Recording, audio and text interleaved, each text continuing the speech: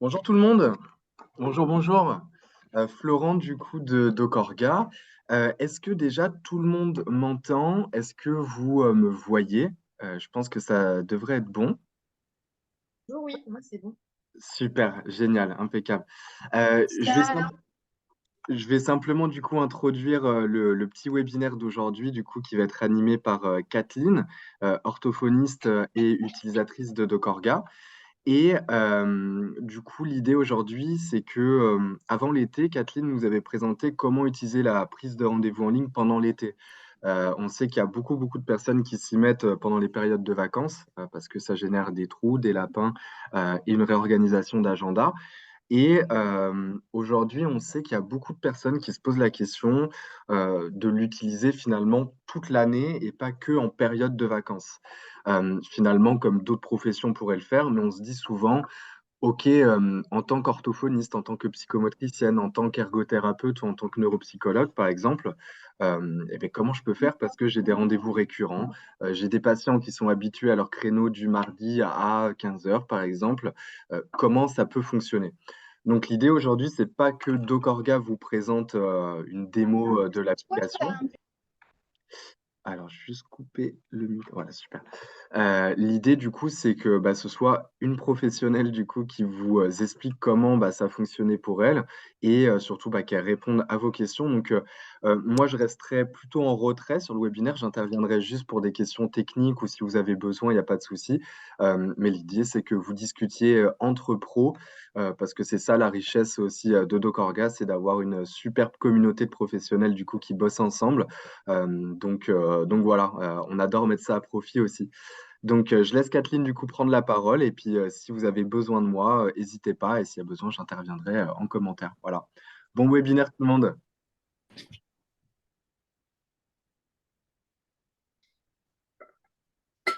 bonjour tout le monde, ravi de vous retrouver aujourd'hui, à retrouver peut-être que certains étaient présents au premier webinaire pour du coup vous présenter ma manière en tout cas d'avoir mis en place la prise de rendez-vous en ligne de manière récurrente du coup sur le temps hors temps de vacances scolaires. J'espère que vous me voyez tous bien. Moi, j'ai pas mon retour de caméra, alors je ne sais pas si je suis bien cadrée ou quoi que ce soit. Je sais pas si vous me voyez bien et si vous m'entendez bien.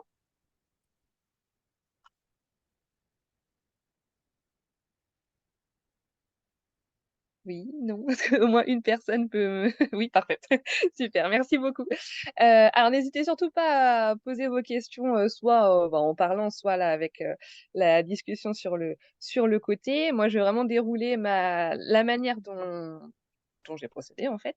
Donc, moi, les patients sont habitués à la plateforme puisque je l'avais déjà mis en place aux vacances, scolaires de février, aux vacances, du coup, d'avril et après, mi-mai, je leur ai indiqué que pour l'été, j'allais donc fonctionner comme pour les autres vacances scolaires avec la prise de rendez-vous en ligne.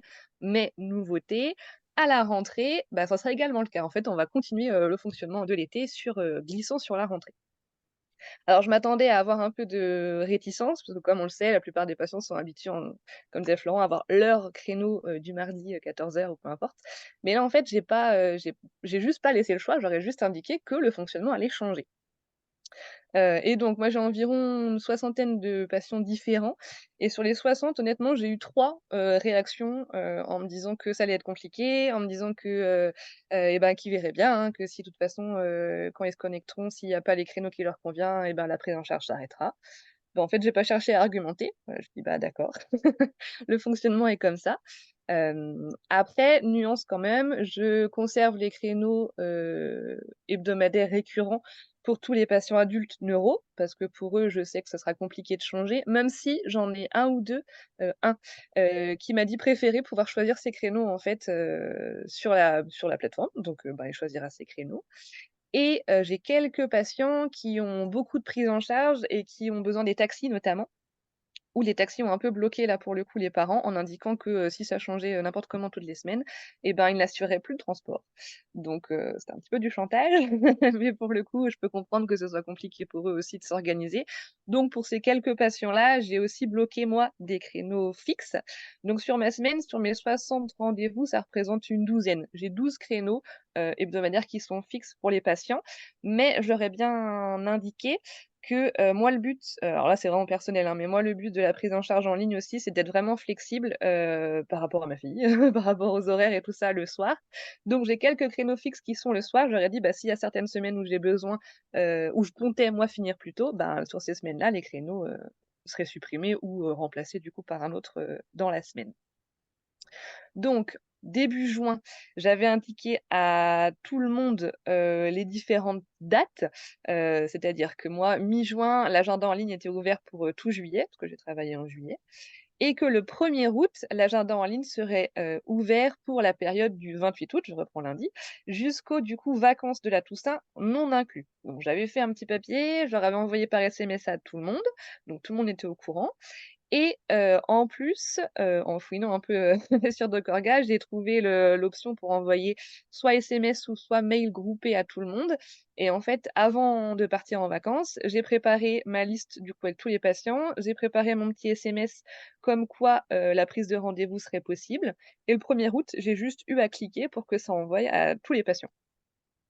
Donc c'est ce que j'ai fait et en amont donc, j'ai préparé mon planning, les jours, les horaires sur lesquels je voulais travailler pour la période de, bah, là, de lundi 28 août jusqu'à du coup, mi-octobre environ. Donc, j'ai préparé tout mon petit planning et après j'ai mis une grande indisponibilité sur toute la période pour que personne ne puisse prendre le rendez-vous avant le 1er août et donc 1er août, je l'ai enlevé. J'ai envoyé donc la prise de rendez-vous en ligne et donc là, ça fait du coup, ben, 3 bonnes semaines. Sur, les 60 patients, j'ai eu à en relancer 4. Il y en a 4 qui n'ont pas du tout pris de rendez-vous en ligne. Donc hier, j'avais fait mon petit listing et mon petit checking et j'ai refait pareil, envoyé un SMS groupé à ces 4 patients-là. Sur les 4, j'ai eu une réponse d'1 personne qui en effet s'était passée à l'as et elle a pris ses rendez-vous, pour, toutes les semaines et 3 où je n'ai pas eu de réponse et là, ça va être, le delta, un peu comme on a même sans faire de la prise de rendez-vous en ligne. À la rentrée, il y a toujours des patients qui disparaissent un peu dans la nature ou qui reviendront plus tard. Je verrai, peut-être qu'ils vont prendre rendez-vous juste avant et c'est possible aussi et je leur demandais pas du tout de prendre tous leurs rendez-vous de maintenant jusqu'à octobre. Certains prennent semaine par rapport à leur planning. Voilà, le but, c'est je leur ai bien présenté ça sous la forme, même si j'ai enfin, on n'a pas justifié quand on change de façon de faire, mais je l'ai amené sous la manière que c'était plus flexible, en fait, et pour moi et pour eux. Puisque moi, dans les patients, sans doute que vous aussi, j'ai beaucoup de parents qui ont des plannings qui changent un peu toutes les semaines, des parents divorcés, enfin, des organisations familiales qui sont propres, à chacun et finalement, j'ai un bon retour de, bah, quasiment tous les patients de faire son fonctionnement-là et donc alors oui, je suis d'accord, il y a eu une question qui m'est revenue avec, Florent qui avait été posée sur le principe ben, du coup, premier arrivé, premier servi. Alors, bah, dans l'idée, oui, sauf qu'ils ont tous l'information en même temps et à une heure raisonnable, hein, j'ai pas envoyé ça à 2 heures du matin, j'ai envoyé ça le matin. Ils ont tous eu l'information en même temps. Certains ont voulu continuer ce système d'avoir le même rendez-vous toutes les semaines, donc vu qu'il y a plusieurs semaines d'ouvertes, ils ont pris tous leurs rendez-vous comme ça et d'autres, j'ai bien vu, en fait, c'est vraiment, des semaines c'est le matin, des semaines c'est l'après-midi, chacun a fait comme il le souhaitait. Alors je relis en même temps la question que j'avais. Tac, tac, tac. Oui, la question, certaines, aiment gérer leur planning parce qu'elles mettent des contraintes, par exemple, ne prendre que les patients de je dis des bêtises, hein, de moins de 6 ans que le matin, par exemple, ou pas après 17 heures, toutes ces choses-là et comment gérer ça? Alors ça, on l'avait un peu dit au premier webinaire, mais la manière que je trouve la plus facile et pour nous et pour eux, ce serait de faire différents types en fait, vous savez, on peut faire, soit un motif, bilan, soit un motif consultation et du coup, ce serait de séparer les motifs consultation, consultation neuro, consultation, ado, consultation groupe, enfin voilà et du coup, bah, les patients Nous, sur notre planning, quand on marque nos disponibilités, ben, le matin, on mettrait des dispos que pour que ce soit les consultations enfants, l'après-midi que pour les consultations, adultes, ou ados, peu importe. Et donc comme ça, quand les parents se connecteraient pour prendre leur rendez-vous, avec leur motif, du coup, consultation enfant, bah, n'apparaîtraient que les créneaux qu'on a associés à ce motif-là. Voilà, pareil pour ceux qui préfèrent avoir que sur le temps scolaire, hors temps scolaire, bah, voilà, c'est pareil, on sépare en fait en différents motifs.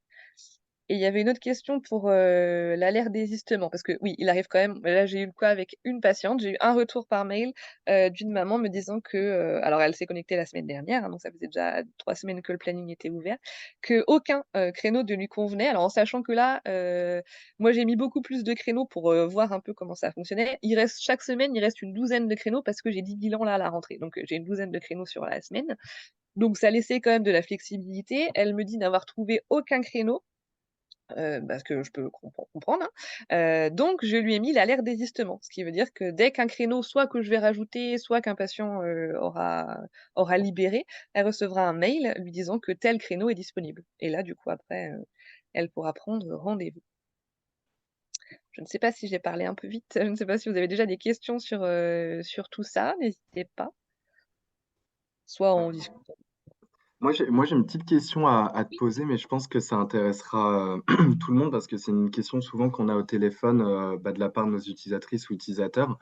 Il y a souvent un doute ou des appréhensions par rapport à la patientèle en disant Oui, ouais, mais moi, par rapport à là où j'habite ou par rapport à mes patients, ça le ferait pas parce que j'ai des patients en difficulté, parce que, etc.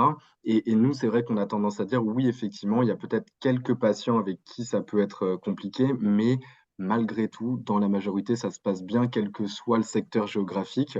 Est-ce que tu peux peut-être donner un peu plus de détails sur le le patient type un petit peu que tu peux oui. avoir? Moi, je suis plutôt en zone rurale, on va dire, mais je crois qu'on se fait beaucoup d'a priori parce que maintenant, la maîtrise quand même que ce soit du téléphone ou de l'ordinateur, bah, est maîtrisée quand même par, beaucoup, beaucoup de patients. Alors il pourrait y avoir une nuance quand on a des patients qui parlent pas français, par exemple. Là, quand c'est comme ça alors je j'ai pas d'a priori, donc je leur propose à tous, en fait, quand j'ai présenté, je dis: «Est-ce que vous voulez qu'on crée ensemble votre compte et que je vous montre comment ça fonctionne? Ou est-ce que vous essayez d'abord vous, de votre côté et si ça fonctionne pas, on essaye ensemble».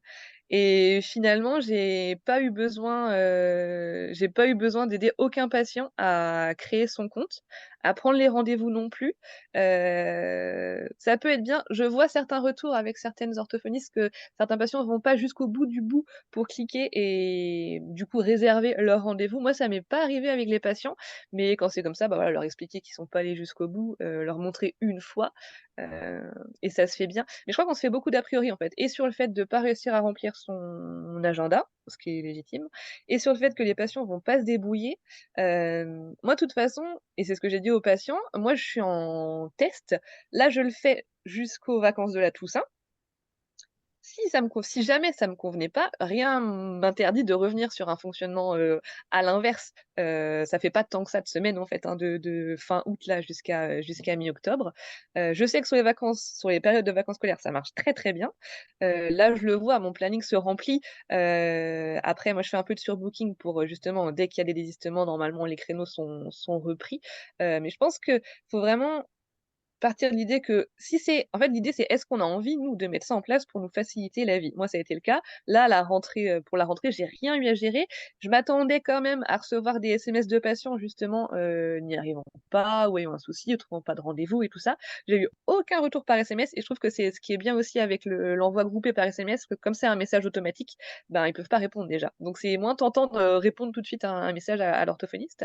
Et puis j'ai juste eu du coup un retour par mail me disant qu'elle avait pas trouvé du tout de créneau, et donc moi j'ai pris la décision donc de faire seulement un rappel pour ceux qui n'avaient pas réservé, et après je ne fais pas de rappel. Mais là, c'est une décision propre. Je veux vraiment que la prise de rendez-vous en ligne, elle soit dans une continuité de démarche d'intégrer encore plus, les parents, les patients pour les adultes, dans leur prise en charge orthophonique, en fait. Tout ça, ça a été un cheminement quand même avec les patients depuis, on va dire janvier, si je vais vraiment large.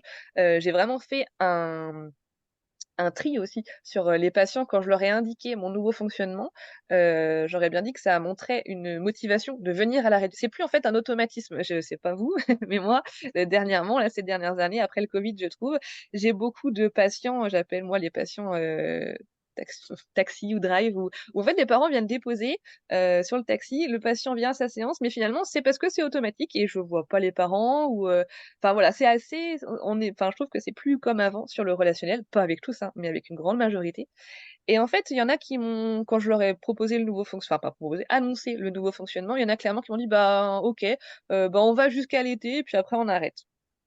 Bah OK. Moi je vais pas plus loin, je cherche pas à argumenter et il y a une autre chose qui m'est plus facile aussi, je fais maintenant plus facilement des pauses, les fenêtres thérapeutiques et du coup, c'est beaucoup plus facile de dire aux patients: «Bah, voilà, si vous voulez revenir aux vacances de la Toussaint ou après, en fait, vous repartirez sur un planning neutre, donc ils auront leur place». Il y aura plus à trouver dans notre planning, fixe, trouver la place pour tel patient à qui on a dit qu'il pourrait revenir et tout ça. Là, à partir de ceux qui voudront revenir entrent finalement, j'imagine pour certains patients, l'été est passé, il va y avoir la rentrée de septembre et finalement au bout de 15 jours, 3 semaines, on se dit: «Ah, on aurait bien continué un peu». Ils pourront se replacer, il y aura de la place et même s'ils ont à attendre, ils auront à attendre un petit mois jusqu'aux vacances, d'octobre. Donc moi, j'ai choisi de faire par fenêtre, période glissante comme ça à chaque fois entre vacances, scolaires mais je pense qu'il faut enfin, qu'on diminue nos a priori sur le fait qu'ils vont pas y arriver ou en tout cas faire un test sur, une période d'un mois, 1 mois et demi et puis voir en effet sur le nombre de patients qu'on a, combien vont vite adhérer en fait au principe. Moi je le vois, hein, quand j'ai envoyé le SMS de groupe, dans la journée j'avais, 180 notifications des prises de rendez-vous parce qu'ils ont vraiment joué le jeu à prendre en fait sur toute la période et moi ça me permet de me réajuster quand je vois par exemple la semaine prochaine là, comme c'est encore les vacances, j'ai quand même eu des petites annulations, des choses comme ça, bah, en fait, j'ai bloqué. Au lieu d'avoir des trous dans ma journée, j'ai bloqué ces créneaux-là. Pareil, j'ai souvent la question oui, j'ai peur d'avoir un gros trou de 3 heures, par exemple, l'après-midi et d'avoir un dernier patient. Bah, après on est humain, rien n'empêche. Moi, c'est ce que j'ai fait la semaine, avant mes vacances. Ça j'ai eu le cas. Bah, en fait, j'ai appelé le patient, je lui ai juste expliqué, j'ai dit: «Voilà, j'ai 3 heures avant vous où je ne travaille pas. Est-ce que ce serait possible ou pas de décaler le rendez-vous à telle heure?» Donc il choisit. Si ce n'est pas possible, bien évidemment, je gardais son créneau et j'ai réussi à chaque fois à modifier. Donc oui, il arrivera forcément, je pense, des moments, soit sur des matinées ou des après-midi où il y aura des petits creux. Après, rien ne nous empêche de revoir avec le patient pour remodifier le rendez-vous qu'il a pris en ligne. Alors j'essaye de lire en même temps les questions. Hop. Alors, est-ce que tu pourrais nous donner des précisions sur la manipulation à faire pour avertir les patients par mail de leur rendez-vous ou des dispos ouvertes par l'ortho? Donc là pour envoyer alors c'est le prénom c'est Armel. Armel, j'imagine que c'est d'abord en tout premier déjà pour leur dire que, la prise de rendez-vous en ligne est disponible? Ah, excusez-moi, ça frappe avant, je vais juste voir comme si c'est inconnu, je reviens tout de suite.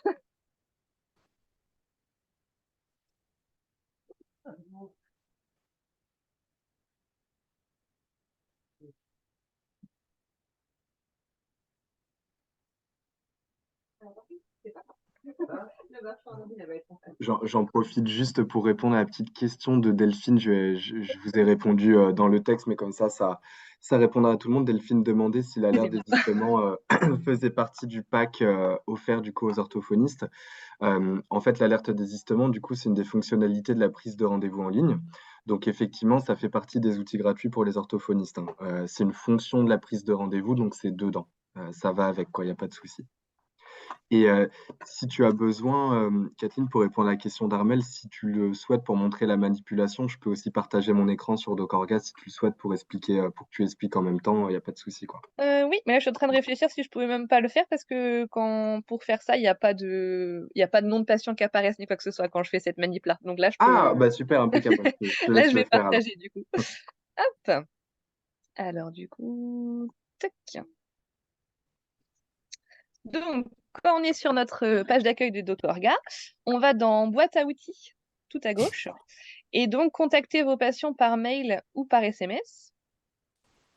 Nouvel envoi, par exemple, par SMS et donc là, on vient choisir, nos destinataires. Donc là, je vais pas aller plus loin parce que pour le coup, là, on verrait le nom de mes patients.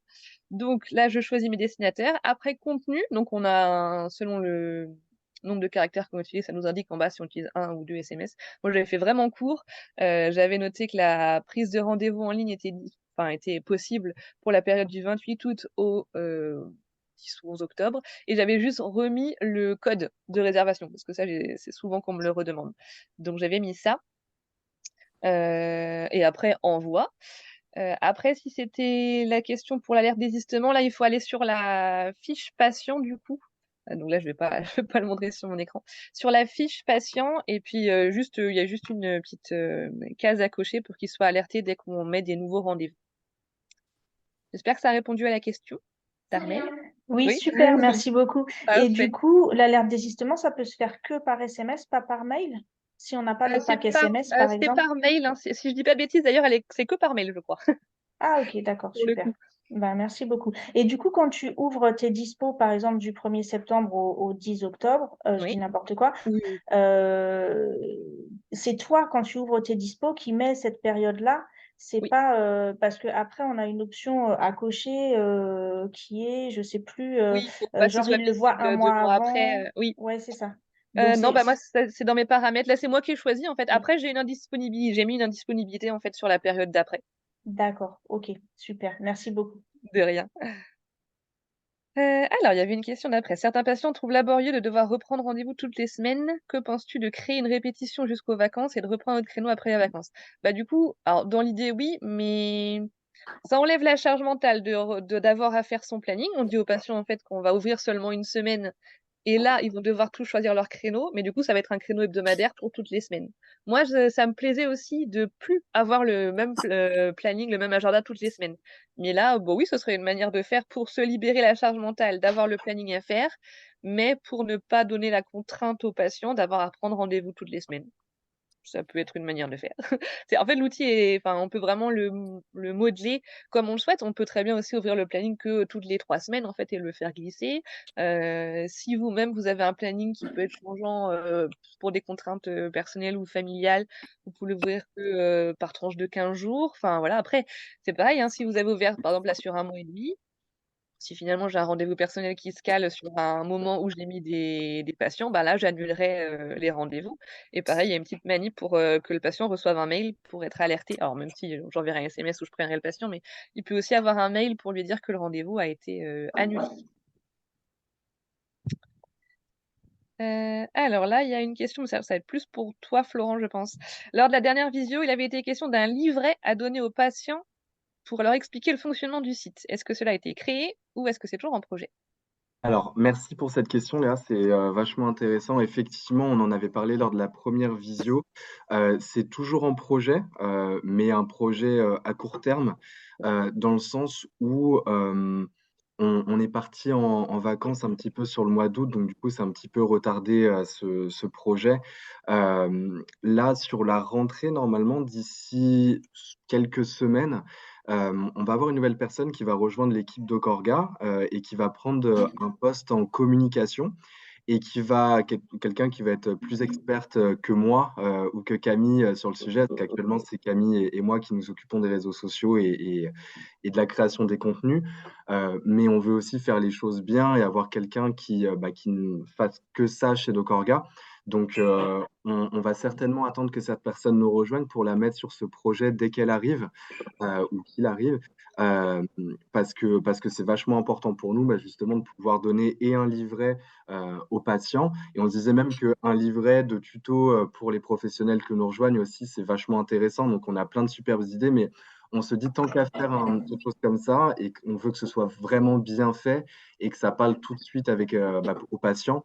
Et on se dit quelqu'un d'expert là-dessus, dont c'est le métier, le fera certainement mieux que nous. Donc, si je peux vous donner une deadline, comptez là-dessus sur le mois fin septembre-octobre en fonction de comment on avance sur les recrutements. Mais on avance bien, on finalise les entretiens, donc ça devrait pas tarder en tout cas. Mais c'est toujours en cours et on veut le faire, hein, c'est important pour nous. Ouais, il y a juste quelque chose que j'ai fait aussi pour faciliter. J'ai beaucoup de patients, alors comme on discute pas toutes les semaines avec l'orthophoniste, on est loin souvent dans leur SMS où il y a le lien pour prendre le rendez-vous. Du coup, j'ai fait un QR code en fait, qui mène directement à la prise de rendez-vous en ligne qui est affichée dans la salle d'attente. Comme ça, il y a certains patients en fait qui prennent, enfin parents qui prennent le rendez-vous pendant que l'enfant est en séance et ils ont plus qu'à flasher en fait, le QR code dans la salle d'attente. Ils sont directement sur la page et là, il faut juste qu'ils aient en tête, parce que le code je l'affiche pas dans la salle d'attente, le code pour réserver du coup, leur rendez-vous. J'ai loupé Ludivine, j'ai loupé le premier webinaire. Créer les fiches patients m'a semblé laborieux. Y a-t-il une façon rapide de le faire? Bah, moi, j'ai laissé les patients le faire. Du coup, bah, alors, moi, je l'ai fait au tout début parce que j'avais pas mis la prise de rendez-vous en ligne quand j'ai commencé DocOrga, donc c'est moi qui mettais. Donc, sur une semaine, en fait, dès que le patient arrivait, et ben, je le mettais dans mon agenda. Du coup, je créais sa fiche patient. Mais au final, quand on prend la prise de rendez-vous en ligne, les parents, quand ils prennent leur rendez-vous, doivent créer leur fiche patient. Parce que justement, autrement, ça fait doublon. Alors après, on les fusionne, les 2 fiches, mais en soi, on n'a pas à créer les fiches patients puisque ceux qui passent par la, liste d'attente déjà, bah, ont déjà créé leur fiche quand ils viennent dans nos patients et pour les patients qu'on a actuellement, quand ils vont s'inscrire pour prendre leur rendez-vous, en ligne, bah, ils vont créer leur fiche patient. Donc voilà, la façon rapide, c'est de les laisser faire. Ensuite, on a Anna. Comment créer cette récurrence de rendez-vous pour le patient? Bah là, quand on va sur l'agenda, on clique sur le rendez-vous du patient. On a information sur la séance qu'on peut modifier, répétition de l'événement. Donc moi, j'ai aucune répétition. Mais là, c'est marqué créer une répétition toutes les semaines. Après, on choisit le jour et après, on arrête après combien de rendez-vous. Et sur le côté, on voit toutes les dates de rendez-vous. Donc ça, c'est plutôt simple à faire. Ça me semble un peu tardif pour moi, comme je n'ai pas préparé les patients avant les vacances à ce changement. Est-ce que c'est possible de créer soi-même l'agenda en fonction des disponibilités qu'ils ont données avant les vacances moi-même et de leur demander d'annuler sur DocOrga, si annulation, puis ensuite à partir de mi-octobre de leur demander de prendre rendez-vous? Oui, alors moi je sais que j'ai plusieurs collègues qui s'y sont mises bah, aussi tardivement. Donc là, alors je visualise en même temps le cheminement du coup. Donc là, ça serait faire sur son agenda en fait tout ce que les patients nous ont donné, enfin, en tout cas donné comme disponibilité. Et après, ce serait faire donc une récurrence pour que cet agenda soit, sur 1 mois et demi quoi, jusqu'aux vacances d'octobre. Et après oui, bah, peut-être que certains seront même contents finalement quand ils iront voir l'agenda en ligne, voir s'il y a, un autre créneau qui leur convient mieux, qui est disponible, de pouvoir le glisser, enfin le changer. Et du coup, ceux qui ont demandé ou ça leur avait été entre guillemets «promis», même si, c'est pas leur rendez-vous, si les rendez-vous qui avaient été convenus plutôt, on va dire, sont toujours OK, ben, oui, pour moi, il n'est pas trop tard. Pour moi, faire comme ça, c'est bien, leur donner le choix du coup et après leur prévenir qu'à partir de mi-octobre jusqu'aux vacances de la Toussaint, ça changera. Comme ça, ils se seront en plus habitués à la plateforme, si c'était pas le cas déjà avant sur, les autres vacances scolaires et puis, heu et puis moi, ce que j'aime bien aussi avec ça, c'est que, même quand j'avais les rendez-vous récurrents, dès qu'un patient avait une impossibilité, ben, finalement, on m'appelait plus pour annuler le rendez-vous et puis trouver un rendez-vous. De même, mais ça, c'est pareil, c'est tout un cheminement à à faire avec eux avant. De même, en fait, ils allaient, annuler et replacer le rendez-vous dans la semaine. Donc j'avais rien à gérer du tout, de ce côté-là et les rendez-vous étaient repris par d'autres patients au fur et à mesure. Si notre emploi du temps est déjà fixé dès aujourd'hui, on demande aux patients de créer leur alors du coup, bah, là, ça serait plus compliqué, parce que là, ça va être à toi, Amandine, de créer les fiches. Je réfléchis si on peut quand même faire comme ça, mais pour moi, ça va être à toi de créer les fiches patients puisque c'est toi qui vas mettre dans ton planning tous tes patients. Et quand les patients ah Florence, c'est peut-être toi qui va quand les patients vont créer leurs fiches, il va falloir, fusionner les 2 pour qu'ils aient accès aux rendez-vous qui sont déjà notés de notre côté? Ouais, c'est ça. Ouais, c'est ça. Je prends le relais en fait sur les créations de fiches patients pour vous donner toutes les possibilités qu'il y a. Première option, c'est de les créer manuellement en allant dans les fiches patients, créer, je crée à la main mes fiches patients. La deuxième situation, pour les nouvelles arrivantes sur DocOrga, c'est ce que je privilégierais pour vous, hein, c'est que lorsque les patients font une demande de prise en charge, liste d'attente ou pas liste d'attente d'ailleurs, hein, une demande de prise en charge, en fait, c'est le patient qui remplit lui-même sa fiche patient. Puisque du coup, c'est une nouvelle demande, il remplit le dossier, il y a toutes les infos dessus. À partir du moment où vous démarrez un suivi avec, eh bien, les infos du dossier se transfèrent dans Oui. la fiche patient. Donc déjà, là, il y a tout de fait. Ça, c'est les deux options déjà quand on fait des nouvelles demandes, qu'on inscrit des nouveaux patients. La troisième option, ça va concerner celles qui travaillent par exemple sur un fichier patient sur Excel, sur Google Sheet ou sur un document d'ordinateur. ou des personnes qui viendraient peut-être d'un autre outil en ligne, une autre plateforme, vous pouvez en fait nous envoyer un fichier Excel avec ces fiches patients et ou la liste d'attente, de manière à ce que nous, on l'importe en fait sur Dockorga, avec ça, en fait, que tout soit déjà prêt lorsque vous démarrez sur l'application. On prend tous les fichiers possibles, hein, que ce soit les vôtres ou ceux de nos concurrents, il n'y a pas de souci, ça se fait très bien, on a l'habitude, donc ça, c'est aussi une manière très simple. Euh, pour celles ou ceux qui utilisent déjà Dockorga et qui ont déjà leur fiche patient du coup sur l'application, effectivement, Kathleen a raison, lorsqu'ils vont prendre un premier rendez-vous en ligne, ça va automatiquement leur recréer une fiche avec simplement nom, prénom, Florent Dailleux, par exemple, qui sera moins complète que celle que vous aviez avant, pour la simple et bonne raison qu'en fait, le système peut pas faire le lien entre votre base de données Dockorga et la fiche que le patient aurait créée avec son compte patient. Donc après, Kathleen a raison, il y a simplement besoin de fusionner en fait les deux fiches en fait en un clic, et ensuite du coup il n'y aura plus qu'une seule fiche patient. Ce qui est bien du coup derrière, c'est que le patient va avoir accès à son espace Dockorga où il retrouvera ses rendez-vous de planifiés et pas uniquement les rendez-vous qu'il a pris en ligne. Si jamais vous avez un fonctionnement hybride et que vous avez des rendez-vous récurrents fixés avec lui, il pourra retrouver tous ces rendez-vous récurrents du coup sur son espace Dockorga parce qu'il y aura le lien qui aura été fait avec la fiche patient que vous aviez créée vous et celle qu'il a créée avec son compte Dockorga, quoi. Donc voilà. Après, pour ce qui est des fiches patients, tout dépend du niveau d'information que vous Mm. mettez dedans, mais vous n'êtes pas obligé de la remplir à 100% dès le départ, hein. Vous pouvez remplir les infos de base pour celles qui vont le faire à la main et au fur et à mesure agrémenter cette fiche patient. Il n'y a pas de souci, mais il ne faut pas voir ça comme une montagne non plus. Il y a pas de problème. Non, et puis surtout, soit, c'est sûr que si on le fait, si on se dit, on fait toutes les fiches patients d'un coup, si on a 50, 60 patients, ça peut en faire beaucoup. Moi, du coup, j'avais fait vraiment sur ma semaine, à chaque fois, en début de rendez-vous, je faisais la fiche patient de mon patient. Et là, c'était très rapide de faire comme ça. Alors, j'avais une question Si je de... précise juste ma question, pardon, parce que c'est moi qui ai écrit la question. Oui, Là, du coup, donc moi, là, par exemple, je vais créer toutes les fiches patients, je vais faire mes rendez-vous réguliers. oui, Oui, parce que moi, en fait, ce qui m'intéresse, c'est surtout pour les désistements, en fait, qui puissent oui. sur les créneaux. Voilà.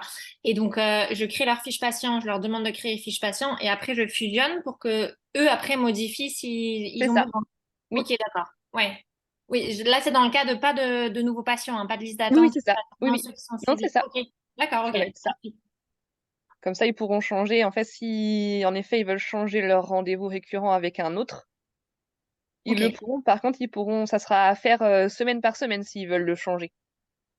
oui. Puisque du coup, là, si le planning est fait avec une récurrence, ça veut dire qu'il va se copier tout seul jusqu'aux vacances d'octobre, on va dire. Oui, Et après, les patients, eux, pourront changer si finalement la première semaine de septembre, ça leur va très bien ce qu'ils avaient choisi, mais pas la deuxième. Bah là, ils changent la deuxième, mais ils retrouveront la troisième semaine leur oui, créneau de la oui, première. oui, d'accord. Oui, ok, merci. Mais oui, de rien. Alors, une question de Léa. Pendant cette période de test, penses-tu essayer d'utiliser la prise de notes en ligne? Alors, moi, je le fais déjà depuis, euh, depuis fin mai, je crois. Je prends maintenant, avant, je faisais sur OneNote mes prises de notes de séance, et maintenant, je le fais directement dans la fiche des patients, en fait. Moi, ça me paraît plus simple. Enfin, moi, l'idée, c'est vraiment de tout regrouper au même endroit. Comme ça, même si quand je suis pas chez moi sur notre ordi et tout ça, j'ai toutes mes notes en fait avec moi toujours via Dockorga. Donc quand on est sur la fiche du patient, commentaire de la séance, bah du coup on note ici. Et quand on va à gauche, alors je refais parce que quand on va à gauche sur parcours médical, on a toutes les consultations d'avant. Donc du coup en fait d'un œil, je vois tout ce que j'ai fait sur les séances précédentes avec le patient. Et ça, il y a que nous qui le voyons, le patient ne le voit pas. Et je précise qu'en plus, du coup, ça vous protège aussi toutes vos notes parce que du Oui, coup, il y a sans doute de la donnée de santé qui est mise dessus et sur tout ce qui va être support en ligne sur Internet, il faut bien s'assurer que c'est oui. protégé. Et là, du coup, sur Dockorga, bah, au moins, vous êtes sûr et certaine que ça fuitera jamais et que c'est bien conforme à cette fameuse RGPD. Oui. Et j'ai une question par rapport à ça. Oui. Euh, dans Corga, du coup, il n'est utilisable que par un accès Internet. Il n'y a pas de copie locale. C'est-à-dire que si d'un coup j'ai une panne de box Internet, j'ai plus accès à mes données, mes notes de séance, par exemple. Ouais, alors tout à fait. Nous, on Oui. a un service en ligne, du coup. Après, par contre, l'application, le site, il est retrouvable via votre mobile. Si jamais vous avez un problème avec votre box, vous pouvez vous connecter sur votre mobile, sur une tablette, tout est retrouvable via votre compte.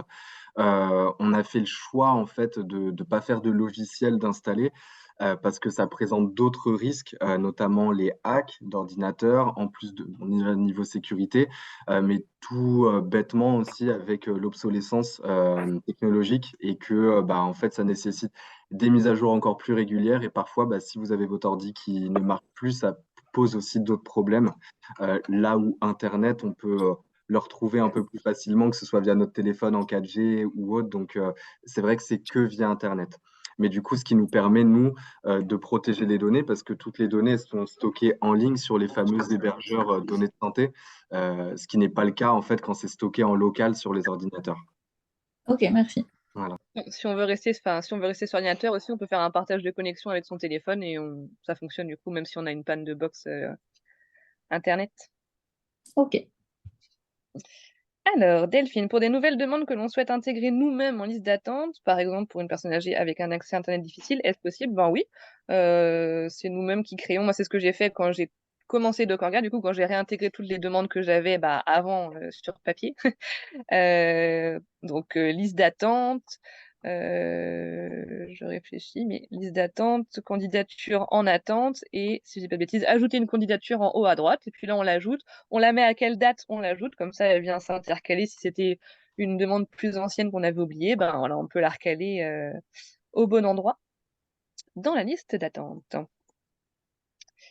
Pour les désistements, les patients jouent bien le jeu de reprendre notre rendez-vous dans la semaine. Comment les inciter à faire la démarche?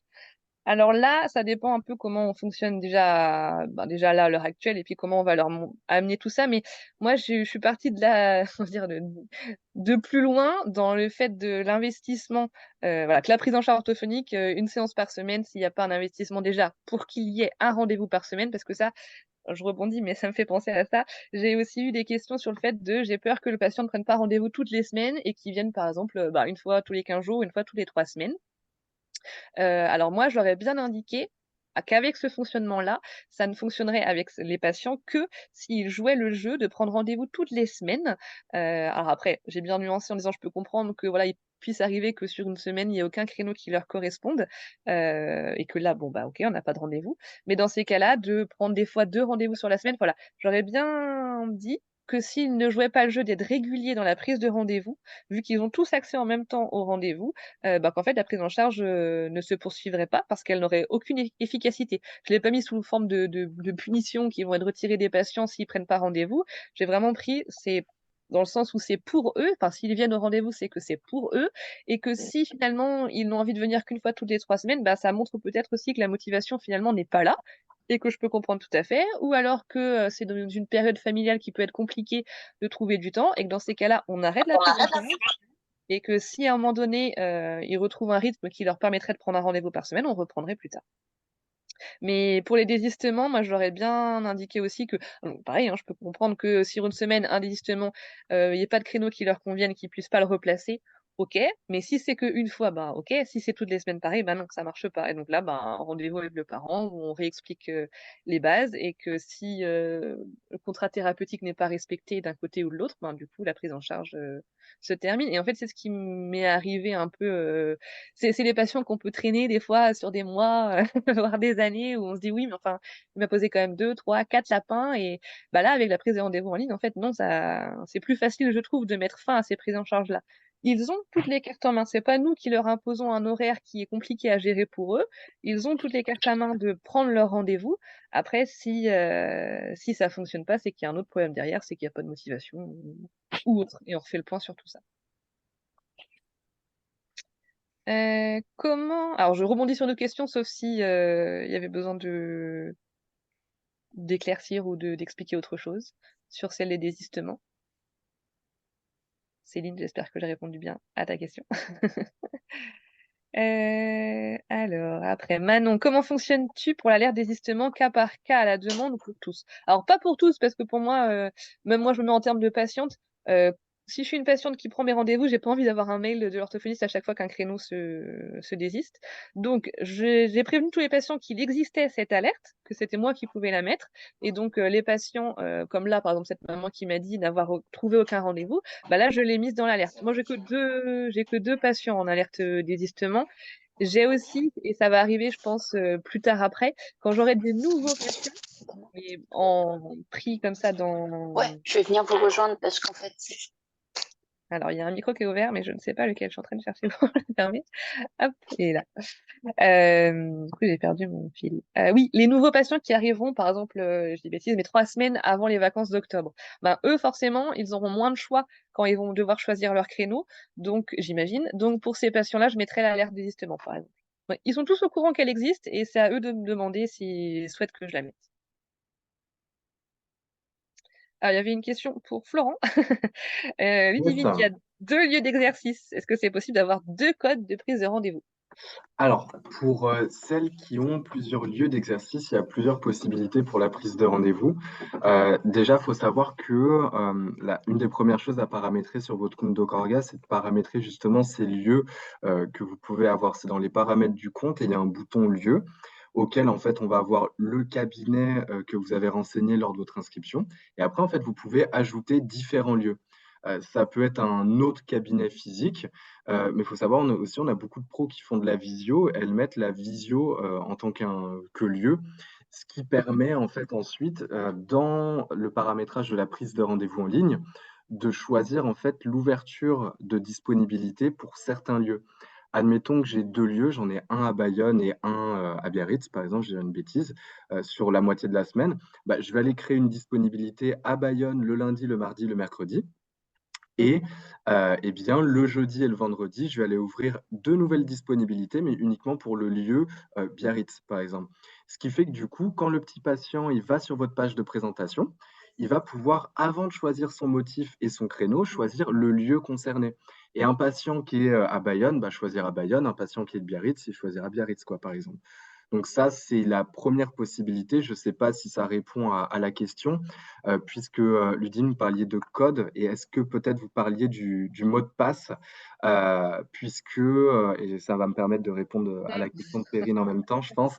En fait, si on parle du code en tant que mot de passe, dans les paramètres de la prise de rendez-vous en ligne, on peut choisir de la restreindre avec un mot de passe, de manière en fait à ce qu'on s'assure qu'uniquement les patients de notre choix et bah, par défaut des patients déjà suivis au cabinet puissent prendre rendez-vous en ligne. Donc, dans ce cas-là, c'est vous qui paramétrez le mot de passe et qu'il communiquez aux patients que vous choisissez. Du coup, ça répond à la question de Ludivine. On ne peut pas avoir plusieurs mots de passe, par contre, pour l'instant sur DocOrga. Par contre, ça peut être intéressant. Je vois tout à fait l'intérêt. Je le vois même sur peut-être des mots de passe par motif. Ça pourrait être intéressant. Mais je pense que là, dans le cadre où on a des lieux d'exercice différents, bah, il vous suffit de paramétrer en fait un nouveau lieu et de paramétrer vos disponibilités sur le lieu A et le lieu B, et de communiquer en fait le mot de passe, identique au patient. Ça posera peut-être pas trop de problèmes, je pense. Ah bah, super. Est-ce que j'ai répondu à la question de Perrine en même temps? J'ai juste créé mon compte pour le moment.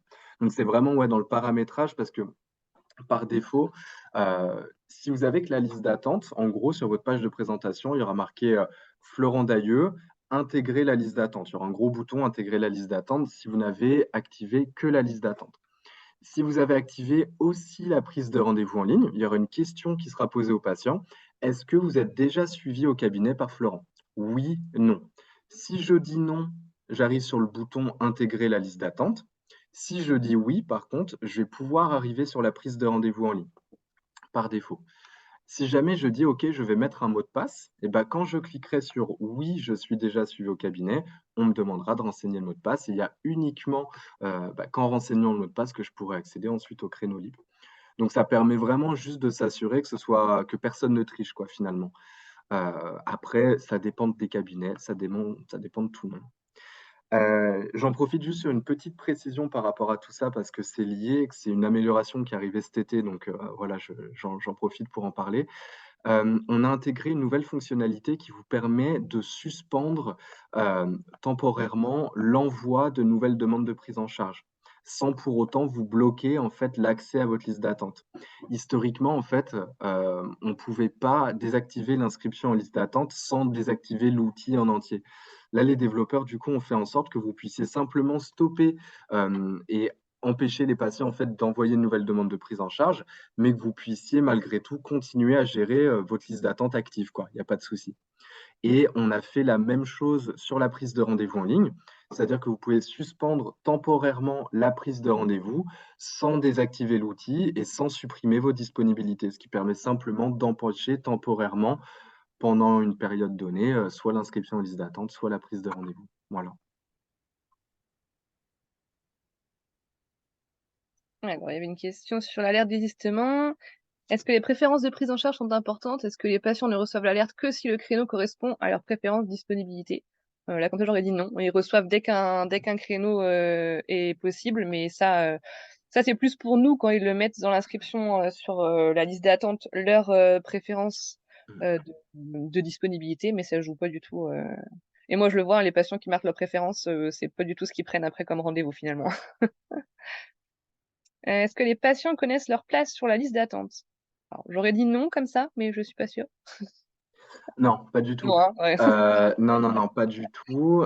Mais par contre, c'est une demande qu'on a eue, mais plus, c'était pas par une orthophoniste que j'ai vu la demande, il me semble que c'était par une neuropsychologue.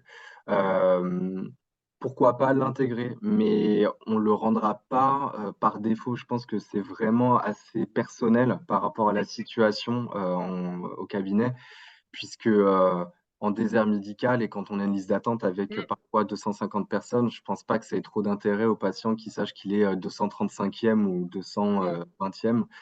Mais par contre, sur des zones un peu plus...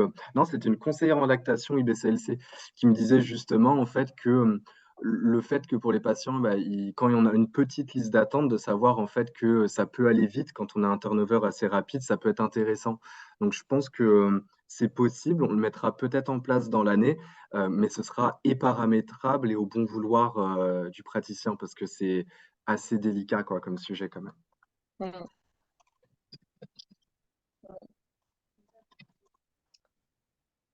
Alors, après Delphine, il y a des patients créés par elle-même et les autres par les clients eux-mêmes. Comment puis-je voir directement dans ma liste de patients sans cliquer sur chaque patient quels sont les clients créés uniquement par moi? Là, je ne pense pas qu'il y ait... Si, je vais hocher la tête. Ouais, en fait, si on va sur le détail de la fiche ou qu'on passe la souris dessus dans l'agenda, on va pouvoir savoir si la fiche elle est liée à un espace patient ou pas. Dès qu'il y a marqué que la fiche est liée à un espace patient, c'est qu'effectivement, du coup, le patient a créé un compte, mais ça ne fait pas partie des filtres. En revanche, c'est intéressant. Ça pourrait permettre de relancer tous les patients qui n'ont pas encore créé leur Oui. espace en leur demandant de le faire. Donc, je note, ah, c'est intéressant. Ouais. Et je pense pas que ce soit compliqué à faire, par contre, donc je note bien. Est-ce que le patient a accès à sa fiche patient et peut la compléter? Du coup, oui, enfin, les informations que lui peut indiquer, en tout cas, sur sa fiche, comme c'est lui qui va la créer au tout début. Si l'on stoppe l'inscription en liste d'attente, est-il possible pour l'orthophoniste d'ajouter des patients quand même sur la liste d'attente? Oui. Donc ça a été répondu. Ben non, là c'était la dernière du coup sur ça. Et autre chose, moi, que j'ai vu, enfin, qui m'a permis aussi enfin, qui m'a facilité avec la prise de rendez-vous en ligne, c'est les bilans. Pouvoir donner les rendez-vous pour les bilans. Là, je vois que même dans mes semaines en fait classiques là en septembre, j'ai des bilans qui se sont intercalés comme ça, alors qu'avant, il fallait vraiment que je réserve un temps donné dans ma semaine, ou alors c'était quasiment même que sur le période de vacances scolaires que je pouvais faire les bilans. Que là, au moins, bah, dès qu'il y a un créneau, bon, moi j'ai mis 1 heure, dès qu'il y a un créneau d'1 heure qui est disponible, ben quand j'envoie aux nouveaux patients, parce que moi du coup même pour les bilans, je leur demande de prendre rendez-vous avec l'agenda en ligne. Ben, ils peuvent s'intercaler un petit peu n'importe quand dans mon planning et pas seulement à des moments donnés. Et ça, moi, j'apprécie de pouvoir étaler les bilans bah, tout au long de l'année et pas seulement sur des périodes précises. Donc, en fait, voilà, l'idée, c'est que si on a envie de franchir le pas, alors pour moi, quand même, la petite chose qui va avec, c'est quand même le rappel des rendez-vous. Enfin, moi, je sais que je l'ai, du coup, le rappel des rendez-vous par SMS, parce que pour le coup, alors quelque chose qui m'est revenu avec les patients, et ils ont raison, hein, c'est que quand on a son rendez-vous fixe, ben, on le mémorise quand même pour la plupart des patients, même si on a toujours des lapins, mais la plupart du temps, ils les mémorisent. Que là, d'avoir un rendez-vous différent chaque semaine, alors même si ils y ont accès, hein, avec leur espace en ligne, et s'ils ont un doute, ils vont checker sur leur compte et ils ont leur planning. Ils peuvent se mettre une alerte eux-mêmes directement dans leur agenda dès qu'ils prennent le rendez-vous, mais on sait que ça ne fonctionne pas comme ça. Le fait d'avoir quand même le rappel des rendez-vous par SMS la veille, moi sur l'été, j'ai eu un lapin malgré tout, surtout l'été malgré, le rappel. Mais sinon ils viennent tous, et ça ils en sont contents. Enfin ils sont tous contents d'avoir ce rappel 24 heures avant, du rendez-vous. Donc pour moi ça peut être plus compliqué peut-être sans le rappel, mais tout à fait, faisable. Mais, a besoin qu'eux soient aussi plus, autonomes, on va dire, sur le fait de se noter, leur propre rendez-vous qui changera du coup de semaine en semaine. Alors, comment gères-tu la validation d'une demande pour intégration en liste d'attente? Et tu dis que tu ouvres la prise de rendez-vous en ligne pour le nouveau bilan, mais comment? Alors, comment gères-tu la validation d'une demande pour intégration en liste d'attente? Alors ça, je sais pas si je comprends bien, mais quand sur l'outil, liste d'attente, candidature à valider, et du coup, ben là, quand je vois que le profil correspond bien à, ce que je prends en charge, je valide du coup tout simplement, la demande. Et après donc j'ouvre la prise de rendez-vous en ligne pour les nouveaux bilans. Donc là, j'imagine, j'ai une place qui s'est libérée, je vais sur mes listes d'attente, je prends mon premier patient et je lui envoie du coup un message avec, ou je l'appelle, mais souvent j'envoie un message. J'envoie un message avec du coup le lien de l'agenda en ligne, le code, et je lui dis donc que pour son rendez-vous de bilan, il a à prendre rendez-vous sur l'agenda en fait, tout simplement. Bah, si j'ai bien répondu à toutes les questions de Delphine? Oui, merci. C'est vrai que pour moi, Oui. c'était pas tout à fait clair le fait de dire bah, telle demande, c'est bon, je l'intègre dans ma liste d'attente. Et puis celle-ci, au contraire, non. Enfin, je voyais pas trop à Alors quoi. moi, quand j'intègre pas, je préviens bien les patients. Alors même si, mais je vois que ça, il passe un peu à trappe. Moi, sur ma page de présentation, j'ai bien noté les pathologies que je prenais en charge. Et par exemple, l'oralité. Moi, je fais pas du tout l'oralité. Là, j'ai une demande d'oralité, donc je vais répondre aux parents que je ne vais pas valider sa demande parce que je ne suis pas formée en fait en oralité, tout simplement.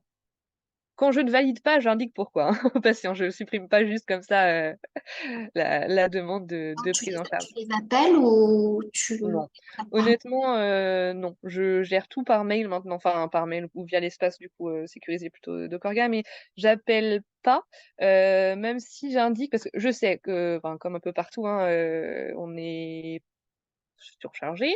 Les patients, n'ont quasiment jamais de réponse. Déjà, ils apprécient d'avoir une réponse déjà même par mail, et si vraiment je sens qu'ils sont un peu désemparés, en fin de mon mail, je leur dis qu'ils peuvent enfin, on peut quand même s'appeler s'ils ont besoin d'être un peu orientés, ben, est-ce que dans la région, il y a d'autres orthophonistes, par exemple, qui font de l'oralité?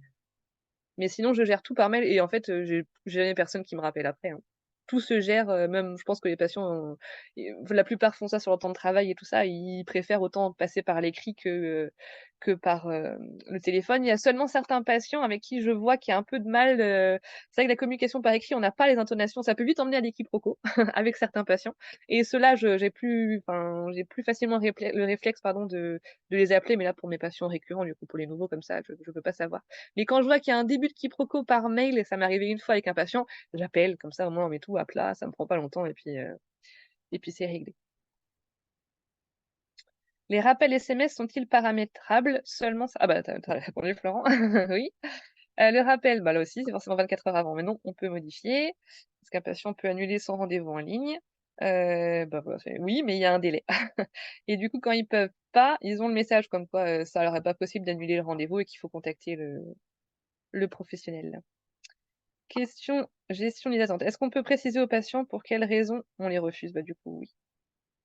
Et en effet, ça, je réoriente aussi, dans les SMS de réponse, on peut parler d'Allo Ortho ou des plateformes qui peuvent, faire un peu de prévention, de choses comme ça, quand on sait que les délais sont longs. Et moi, ça me permet aussi, quand je vois les motifs, quand je sais que, par exemple, je sais pas, il va falloir un bilan ORL ou quelque chose comme ça, où il faut aussi longtemps, bah, je les préviens à l'avance ce serait bien de faire ce bilan-là. Comme ça, quand je les reçois, et ben, le bilan est déjà fait. Ou pas, mais c'est prévenu en tout cas.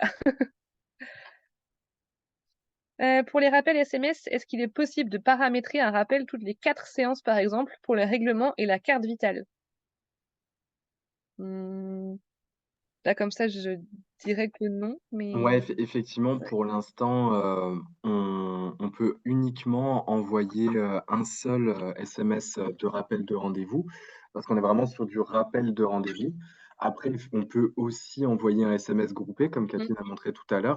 Par contre, c'est aussi quelque chose qu'on veut, mettre en place dans le sens où, on a un système de rappel pour vous dans l'agenda qui est vachement bien fait, qui vous permet, comme un rappel sur le téléphone, hein, de programmer un rappel pour telle date et de dire, OK, dans X temps, demander au patient, le renouvellement de son ordonnance, par exemple, ou autre, ou le règlement avec la carte vitale. Mais c'est un rappel au praticien et nous, en fait, ce qu'on voudrait, c'est qu'il y ait un petit bouton, pour envoyer en même temps ce rappel au patient. Mais c'est quelque chose qui va nous permettre d'être développé, via là l'arrivée d'ici le mois prochain de d'Ocorga pour les PCO. On est en train de créer une application pour les plateformes de coordination d'orientation où il y a exactement ce principe de rappel et cetera. Donc c'est une application toute neuve et qui dit toute neuve nous permet de faire de nouvelles choses plus simplement, vu qu'il y a pas d'existant. Donc c'est, un super terrain de jeu pour avoir des idées d'amélioration pour l'application praticien. Donc ça devrait arriver et c'est prévu aussi, ouais. Je sais pas exactement quand, ça dépend des délais de PCO et cetera, mais c'est prévu de pouvoir, aller vers ce genre de choses. Il y a une autre question qui va être plus pour toi, parce que là, comme ça, je dirais qu'il y a pas de moyen de faire ça, mais pour les fiches patients, un import, mais comment archiver plusieurs fiches en même temps? Ah, ouais, effectivement, pour l'instant, on le fait aussi, une par une. Ça évite les On l'avait pas fait avant parce que ça évite quand même les erreurs. On n'a pas une multiple sélection des fiches patients, mais après c'est pareil, ça fait partie des sujets en cours. On est en train de réfléchir à comment on peut vous permettre de faire des choses, en masse. On a des traitements en masse qui existent sur d'autres outils, mais pour les fiches patients, c'est un peu touchy parce qu'on se dit, si on sait vu qu'il y a pas de fonction de backup pour revenir en arrière sur Docorga, il suffit qu'on se coche en fait une fiche patient par erreur et là, ça peut être le drame vite fait. Donc on est assez prudent par rapport à tout ça, quoi. Et un autre, c'est aussi pour toi. Est-il possible de faire évoluer son abonnement SMS selon les mois? Et Ouais. comment ça se passe si, par exemple, on envoie des SMS en plus dans le cadre d'un envoi exceptionnel à tous les patients, facturation au SMS ou passage au forfait supérieur? Alors pour les SMS, vous avez la main à 100. C'est-à-dire que, je vous donne pareil toutes les situations. Je calcule à peu près combien j'ai d'SMS à envoyer par mois et je vais prendre du coup un abonnement SMS qui correspond à mon volume, d'SMS par mois. Si toutefois, à un moment donné, j'ai besoin d'envoyer un SMS groupé à, plus de patients qu'il y a dans mon abonnement, je peux faire évoluer mon abonnement, il y a aucun problème. Par contre, je peux aussi partir sur, un pack important de SMS, le prendre pour, 1, 2, 3 mois, stopper l'abonnement et ensuite je vais écouler mon stock de SMS sans être prélevé par Docorga. Vous avez la main, il y a pas d'engagement et vous pouvez, partir en un clic ou vous désabonner en un clic. Donc, on a beaucoup d'orthos qui prennent et d'autres pros aussi d'ailleurs, qui prennent des stocks importants de SMS, qui les écoulent et lorsqu'ils, en ont besoin de nouveau, ils se reprennent un abonnement, aux SMS. Par contre, nous, on est vraiment sur un fonctionnement de volume de pack de SMS. Donc, si jamais à un moment donné, vous avez écoulé votre volume d'SMS qui est compris dans votre abonnement, Marie, ma collègue du support, vous envoie un petit mail vous disant qu'on arrive, heu, au stock qui va être écoulé et on vous recommande, d'en prendre de nouveaux. Mais par contre, on fait jamais, de facturation au SMS ni à votre place. Parce que c'est pareil, quelqu'un qui aurait oublié, que les SMS sont programmés, mais qui voulait plus envoyer de SMS, on n'a pas envie qu'il y ait de mauvaises surprises et de la surfacturation pour rien. Donc on ne prélève uniquement que dans le cadre de l'abonnement, jamais sur de la surfacturation d'SMS en plus, quoi. Heu, mais par contre, quand vous voyez qu'il y a une demande exceptionnelle ou que vous avez besoin, pour X ou Y raison d'envoyer un gros volume qui est, au-delà de votre stock, passez-nous un petit coup de fil, comme ça on voit ensemble ce qui est le mieux, on augmente pour un mois ou autre, enfin passez-nous un petit coup de fil, on est là pour ça et on fera en sorte que, ce soit le plus avantageux pour vous, quoi, il y a pas de souci. Il y en a une autre pour Quoi? Alors, j'ai une autre activité de thérapeute. Est-ce que je peux mutualiser la prise de rendez-vous pour mes deux activités? Peut plutôt modifier les... Ouais, ouais, bien sûr. Oui, Perrine, il n'y a pas de souci. Si vous avez deux activités différentes, euh, il n'y a aucun problème. Vous créez plusieurs motifs de consulte et vous adaptez vos tarifs par rapport à tout ça. De la même manière, j'y pense sur votre autre activité justement de thérapeute, peut-être que vous avez besoin de faire des factures et dans ce cas-là, vous pouvez aussi utiliser l'outil de facturation de comptabilité qui est destiné aux pros non conventionnés. Alors, c'est pas, ça fait pas partie des outils du coup qui sont à destination des orthos et donc ça fait pas partie des outils qui sont offerts, mais malgré tout, bah, ça peut vous permettre de faire vos factures dessus, donc il y a pas de souci. Tout dépend de combien de pourcentage ça représente sur votre activité en libéral. Mais ouais, il n'y a pas de souci, pas besoin de recréer un compte. Vous pouvez très bien avoir plusieurs spécialités sur Docorga. Donc ça, vous le paramétrez dans les paramètres. Et ensuite, dans vos paramètres du compte, vous pouvez mettre spécialité principale orthophoniste et spécialité secondaire, je ne sais quoi. On a des ergothérapeutes qui sont aussi équithérapeutes, elles le mettent, il n'y a pas de souci. Et dans ce cas-là, elles ont plusieurs motifs. Des motifs en rapport avec l'ergothérapie et des motifs en rapport avec l'équithérapie, par exemple. Il n'y a pas de souci. Il y en avait une autre plus haut pour toi sur la possibilité de paramétrer nous-mêmes les plages horaires de disponibilité sur lesquelles ils peuvent nous indiquer les leurs. Euh, Le grand tableau qu'ils ont en bas quand ils font leur Ah demande oui, oui, sur la liste l'inscription. Est-ce qu'il est d'attente. possible de paramétrer nous-mêmes les plages d'horaire de... Ah oui, c'est intéressant. Alors, c'est pas paramétrable, mais je vais vous expliquer pourquoi. En fait, déjà, faut pas que vous ayez peur par rapport à ce que les patients mettent comme disponibilité. C'est qu'indicatif, étant donné que ce ne sont pas encore des patients suivis au cabinet. Et quand dans notre esprit, on se dit ce n'est pas encore mes patients, ce sont des demandes de prise en charge, ça change tout. Parce que c'est pas le patient qui fait ses courses comme sur Doctolib, hein. Le patient fait une demande en liste d'attente et c'est vous ensuite qui allez pouvoir du coup proposer un créneau au patient en fonction de vos dispos. Par contre, pourquoi effectivement on ne peut pas le paramétrer en fonction du cabinet? C'est que chez nous, en fait, le dossier de liste d'attente, c'est un dossier unique. Et le patient fait une demande en Mhm. orthophonie, mais pas uniquement une demande au cabinet. C'est-à-dire que on a des villes en France où bah, tous les cabinets d'orthophonie utilisent Docorga. Ce qui fait que le patient bah, peut envoyer sa demande de prise en charge au cabinet A, B, C, D, X, Y, peu importe. Et dès que le patient sera pris en charge quelque part, il sortira de toutes les listes d'attente automatiquement, ce qui permet d'avoir bah, une information, je dirais, qui bah, bouge bien entre les cabinets, sans forcément que le patient ait besoin, lui, de clôturer son dossier. Ça impacte aussi autre chose, c'est-à-dire que dans d'autres plateformes, le patient va créer un dossier par demande envoyée. C'est-à-dire que je reprends mon exemple de la ville. Dans d'autres plateformes, si le patient souhaitait envoyer une demande au cabinet A, B, C, D, X, Y, il devait le faire 5 dossiers différents. Donc pour le patient, c'est chronophage. C'est embêtant et on se rend compte que les patients bah, sont démotivés dès la demande de prise en charge. Ils savent même plus où ils envoyaient une demande. Alors, chez nous, c'est simple. Ils ont un dossier, ils ont la liste des professionnels à qui ils les ont envoyés, et s'ils ont trouvé ailleurs, bah, ils ont un bouton, clôturer ma demande, et c'est terminé.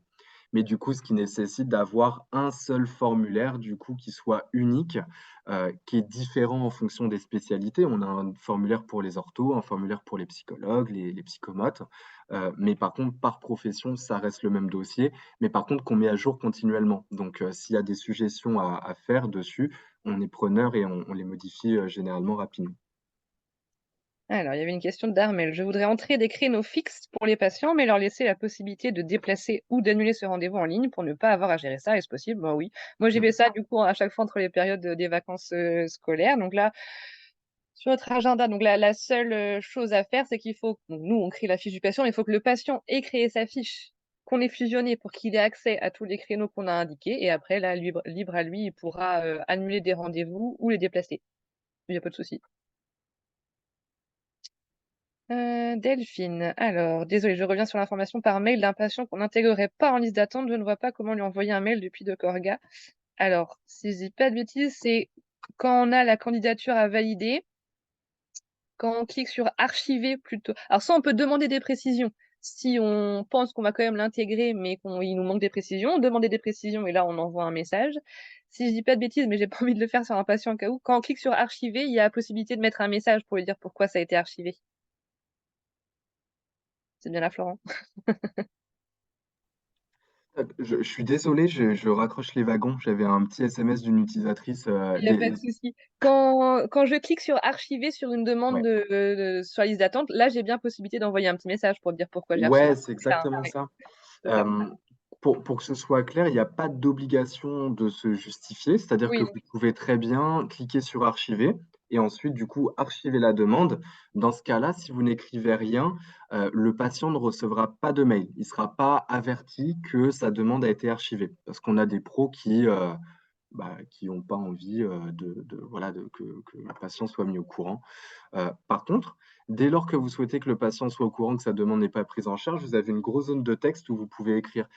Donc, soit vous vous justifiez longuement en redirigeant vers une collègue, ouais, c'est ça. soit vous pouvez vous faire un petit message préfet très court et dans ce cas-là, le patient est averti, il n'y a pas de souci, quoi. Alors, est-ce qu'il y a un système de rappel à intervalles réguliers aux patients sur la liste d'attente pour savoir si leur demande est actualité? Oui, et c'est tous les mois, je crois, si je dis Ouais, pas de bêtises. tout à fait, c'est tous les mois. De toute façon, Et enfin, moi, je sais que pour ces choses, excuse-moi, Florent, je te coupe la je t'en parole. prie. Pour ces choses-là, moi, j'ai me suis créé un compte, en fait, patient pour voir aussi comment ça fonctionne de l'autre côté, pour voir quels problèmes ils pourraient rencontrer aussi. Et bah, justement, j'ai eu mon rappel parce que du coup, je me suis envoyé une demande à moi-même, de demande de prise en charge et j'ai reçu du coup le rappel, par mail là. Comme ça, je vois vraiment à quoi ça ressemble et ce qu'ils ont à faire et là, pour le coup, il y a un clic à faire, pour noter que c'est toujours à actualiser. Et puis ce qui est bien avec ce fameux dossier unique, c'est que le patient, il reçoit un seul mail pour sa demande Ouais, en orthophonie ou sa demande en psychomotricité, par exemple.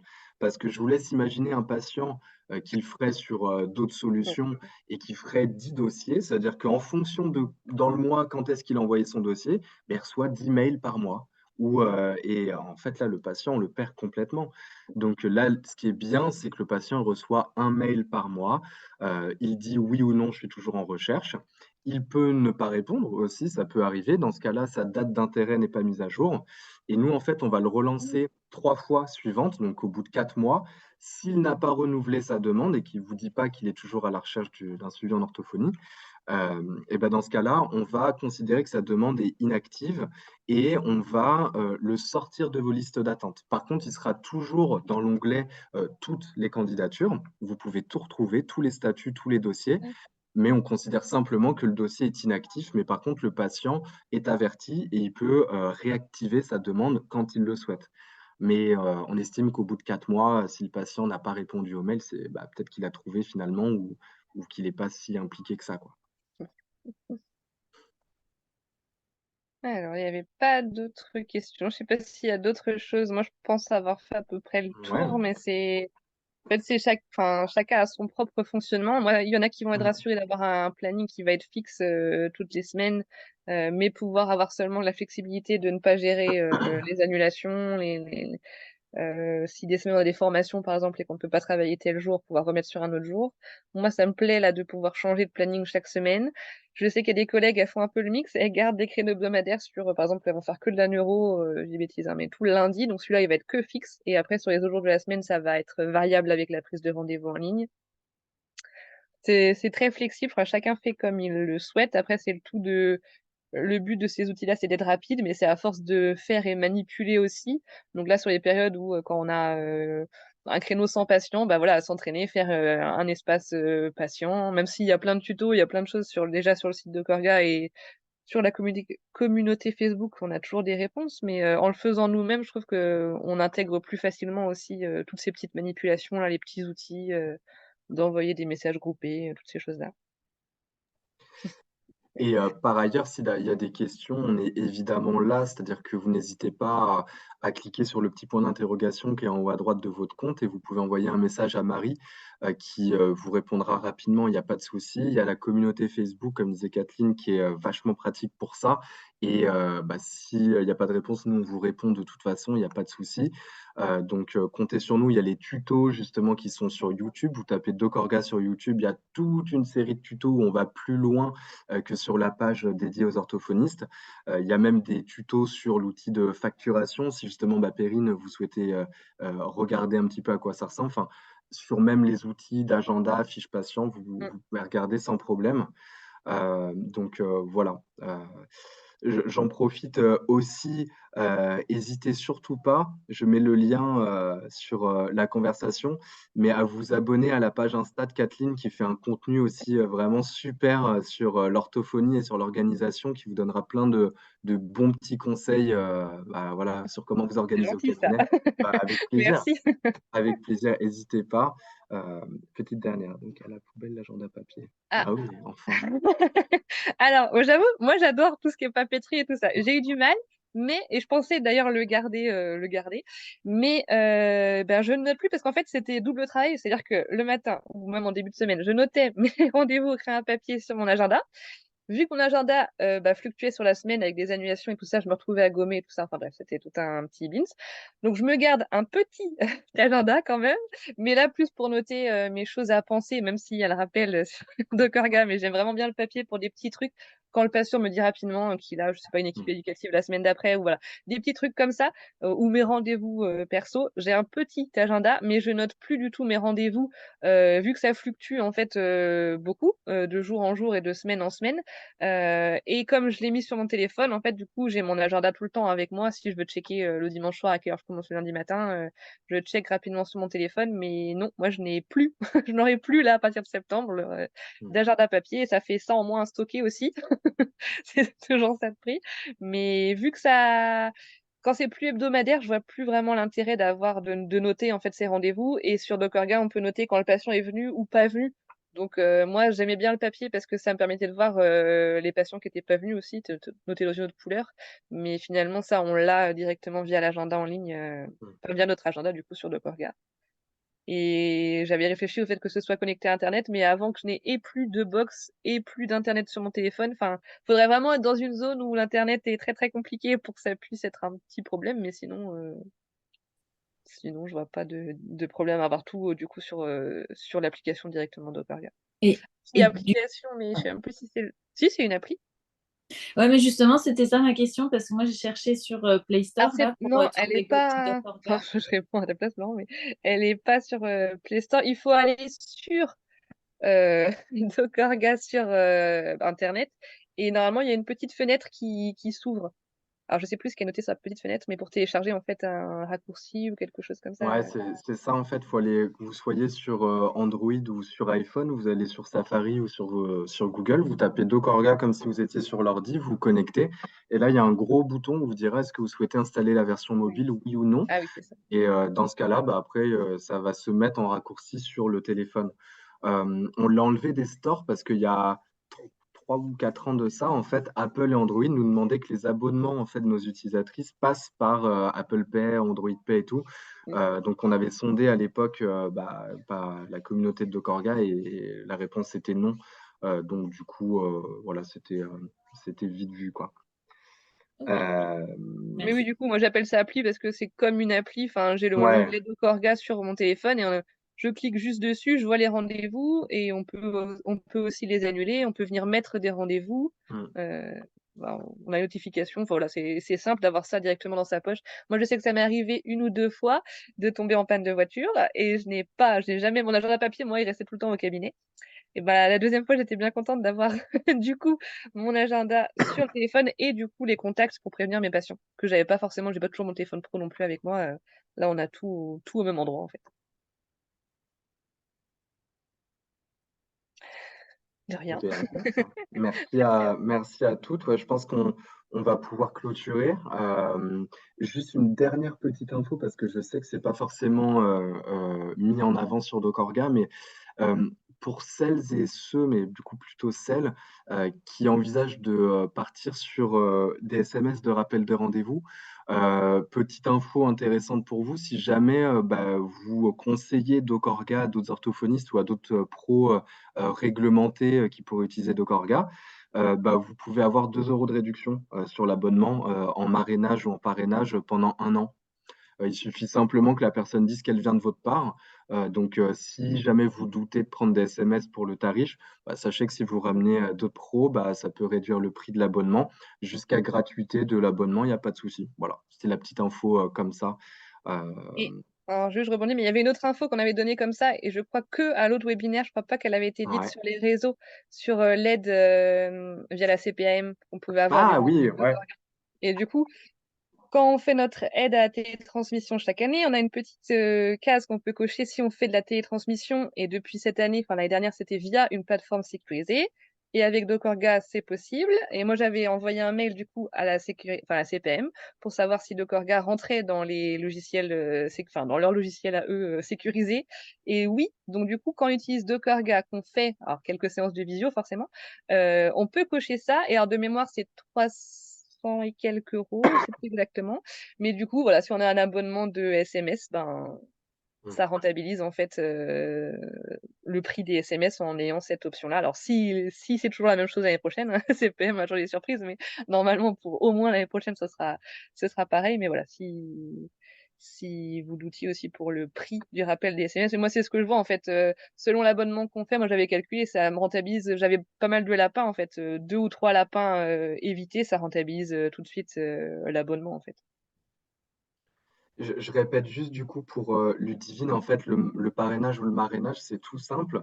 Il suffit juste du coup que vous conseillez Docorga à un ou une de vos collègues ou plusieurs de vos collègues, qu'elles soient orthophonistes ou même tous les professionnels qu'équipe Docorga, donc c'est à savoir les professionnels réglementés par le ministère de la Santé, psychomotes, ergo, de la rééducation, enfin, qui peuvent utiliser Docorga, je dirais, à qui ça conviendrait. Et vous avez 2 € de réduction sur l'abonnement pendant 1 an et c'est cumulable jusqu'à ce que ce soit gratuit, votre abonnement. Donc il suffit juste que la personne dise qu'elle vienne de votre part et qu'elle utilise elle aussi, du coup, une des options de Docorga. Du coup, voilà, c'est tout. Il faut juste qu'on ait l'info du coup qu'elle vient de votre part, quoi. Mm. On va mettre en place des liens de parrainage qui sont vachement plus pratiques parce on peut les partager quand même plus facilement. Mais ça implique pas mal de choses techniques. Donc on est en train de travailler là-dessus aussi pour le parfaire, ce parrainage sur Docorga. Voilà. Eh bien, merci à toutes pour votre écoute. J'espère que ça vous a plu. Je pense que de toute façon, on pourra le renouveler, ce genre de choses voilà, en webinaire. Et je trouve que ça apporte énormément de valeur, le fait que ce soit une orthophoniste ou même une pro qui vous parle. Euh, pour celles qui en ont besoin, on organise aussi, je m'adresse aux orthophonistes, on organise des webinaires, mais de démonstration pendant toute la semaine et pendant toutes les semaines des mois à venir, parce que c'est un peu compliqué de pouvoir vous proposer des rendez-vous individuels, parce que vous êtes beaucoup et nombreuses à nous rejoindre en ce moment, ce qui est très chouette, mais du coup, on privilégie du coup des créneaux un petit peu communs où on fait une démonstration pratique vraiment de l'outil pour que vous puissiez le faire après tranquillement de votre côté. Donc, n'hésitez pas, je vais vous partager juste, si je peux, la page d'accompagnement. Ah ben non, je l'avais mis dans la communauté, la page d'accompagnement. Du coup, si vous allez sur la communauté Facebook, c'est un de mes derniers posts. Vous allez très facilement retrouver cette page du coup qui est dédiée aux orthophonistes, où vous retrouvez du coup les dates des différents webinaires qui sont prévus. N'hésitez pas, c'est de la démonstration. Donc là, vraiment, on va sur l'outil Docorga. Donc ça peut faire un super super complément au webinaire du coup d'aujourd'hui. Et surtout, merci infiniment à Kathleen qui a De pris rien, avec de son plaisir. temps pendant tes vacances encore, je crois, du Oui, coup. je reprends lundi, Donc, oui. C'est ça. merci mille fois. De Ça rien, a avec énormément de plaisir. valeur pour tout le monde. Donc, merci, c'est super. Et abonnez-vous à sa page Insta, c'est important, c'est super ce qu'elle fait. C'est gentil. Voilà. Et ben Bon, bon ben, week-end, bonne fin de bon vacances pour ceux qui week-end sont encore en et vacances. bonne journée, ouais. Et bon courage pour ceux qui vont travailler cet après-midi. C'est ça. Merci beaucoup, à bientôt tout le monde. À bientôt. Au revoir.